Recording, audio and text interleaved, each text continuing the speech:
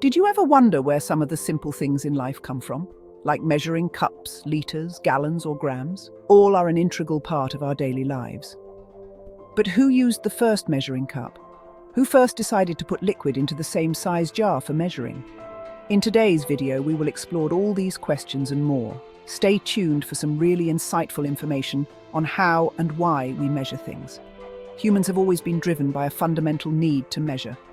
From the dawn of civilization, the act of measuring has been intertwined with our very existence.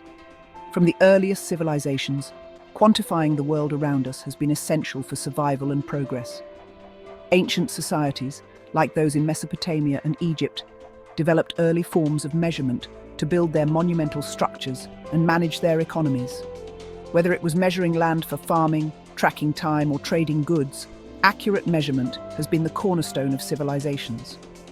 Farmers used ropes and stakes to divide their fields, while traders relied on standardized weights and measures to ensure fair exchanges. Ancient astronomers like Galileo peered into the night sky, seeking to measure the heavens and unlock the secrets of the stars. Astronomers like myself grapple with the vast distances of space, using light years and parsecs to measure the seemingly immeasurable. Measurement is not just about numbers, it's about making sense of the world, from the smallest grain of sand to the largest galaxy. Every measurement, no matter how small or large, helps us build a clearer picture of the universe. Over time, we've developed increasingly sophisticated tools and systems to measure everything around us. From the simple tools of ancient times to the advanced technology of today, our ability to measure has evolved dramatically. Two of the most ubiquitous yet distinct measurement systems are the ones we use every day: cups and grams. These systems, though simple, are essential in our daily lives, from cooking to scientific research, helping us achieve precision and consistency in everything we do. Before the advent of standardized units, people relied on readily available tools for measurement. These tools were often derived from nature and everyday objects, making them accessible to everyone. The cup, in its various forms, emerged as a practical and intuitive solution for measuring volume. It was a common household item that could be easily repurposed for measurement. Early civilizations used hollowed-out gourds, shells, and animal horns as rudimentary cups. These natural objects were readily available and could be easily adapted for measuring purposes. These early measuring tools were far from standardized, their volume varying greatly depending on the size and shape of the natural object. This lack of consistency could lead to variations in measurements, but it was a start. Despite their inconsistencies, these early cups served a crucial purpose. They allowed people to approximate quantities, which was essential for daily activities. They provided a way to approximate quantities in cooking, baking, and trade. This was especially important in a time when precise measurements were not yet possible. Recipes were passed down through generations, with instructions like a cup of barley flour or a handful of dates. These recipes were often shared verbally or written down in early forms of documentation. These imprecise measurements were sufficient in a world where consistency was less critical. People adapted to the variations and learned to work with the tools they had. As societies became more complex and trade flourished, the need for more accurate and standardized measurements grew. This evolution marked the beginning of a more systematic approach to measurement, paving the way for the precise tools we use today. The rise of powerful empires, like the Roman and British empires, led to significant efforts to standardize measurement systems. These empires understood that a unified system of measurement was crucial for trade, governance, and daily life. The Roman Empire, with its vast network of trade and commerce, recognized the need for uniform weights and measures. Roman merchants and traders relied on these standardized units to ensure fairness and consistency in their transactions. Their system, though advanced for its time, was eventually superseded by other systems as the empire fell and new powers rose. The legacy of Roman measurements, however, influenced many subsequent systems. In England, the imperial system emerged, a complex mix of Anglo-Saxon and Roman influences. This system evolved over centuries, incorporating elements from various cultures and adapting to the needs of a growing nation. The imperial system, with its units like inches, feet, pounds, and gallons, became deeply ingrained in British society. It was used in everything from construction and trade to daily household activities. British colonisation spread the imperial system far and wide, influencing measurement practices in colonies like the United States, Canada, and Australia. The reach of the British Empire ensured that these units became familiar to people across the globe. The United States, even after gaining independence, retained many aspects of the imperial system. American society continued to use these units in commerce, industry, and daily life, creating a lasting legacy. To this day, the United States stands out as one of the few countries that still primarily use the imperial system. This unique adherence to the imperial units highlights the enduring influence of historical measurement systems on modern practices.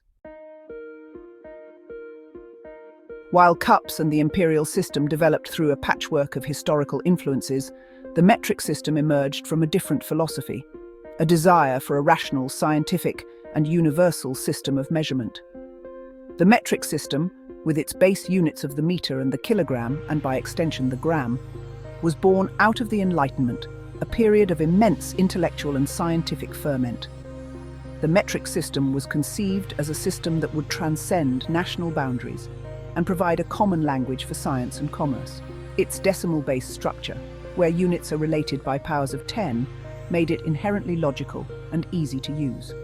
The gram, a unit of mass, became a cornerstone of this new system, providing a precise and consistent way to measure this fundamental property of matter.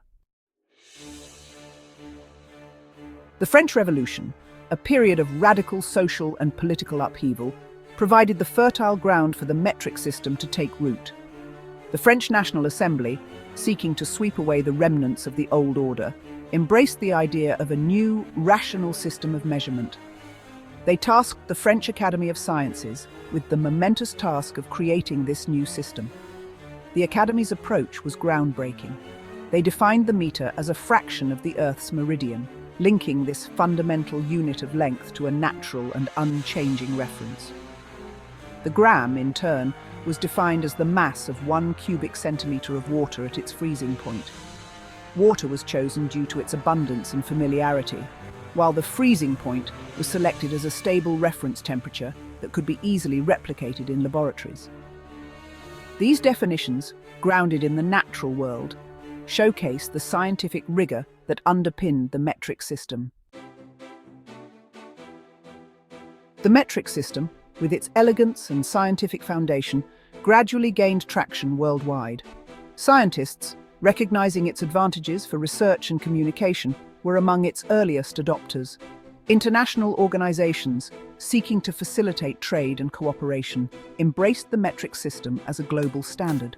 Today, the metric system is the official system of measurement for nearly every country in the world, with the notable exception of the United States, Liberia, and Myanmar. The gram, as a fundamental unit of the metric system, has become the language of science, engineering, and international commerce. From measuring minute quantities in laboratories to calculating the weight of massive structures, the gram plays an indispensable role in our modern world. The enduring use of cups in the United States, alongside the global dominance of grams, highlights an interesting cultural divide in the world of measurement.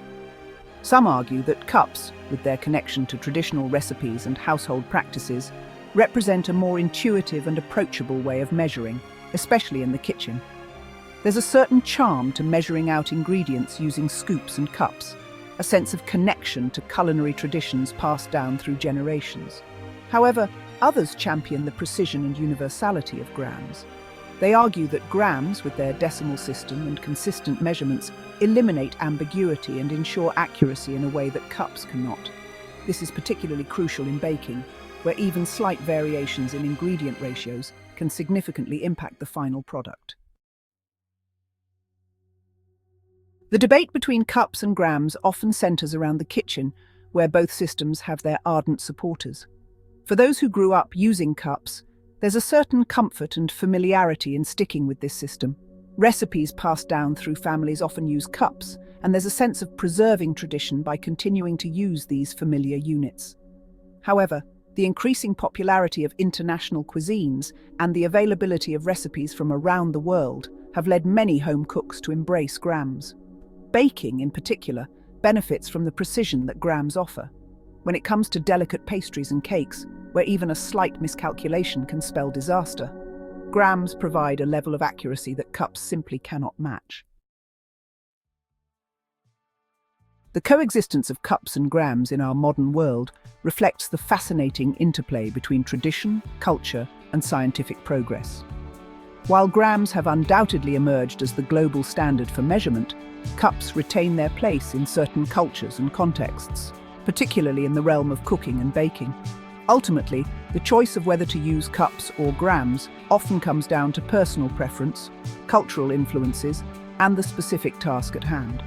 Whether we're baking a cake, conducting a scientific experiment, or simply measuring out ingredients for a favorite recipe, understanding the origins and nuances of these two measurement systems enriches our appreciation for the intricate ways in which we make sense of the world around us. So, there you have it. Cups and ounces versus pounds and litres. Both are important in a world that has embraced universal guidelines. One more thing. Please like and subscribe to our channel. And if you are a teacher or homeschooler, please include this video in one of your lesson plans. And thanks for watching.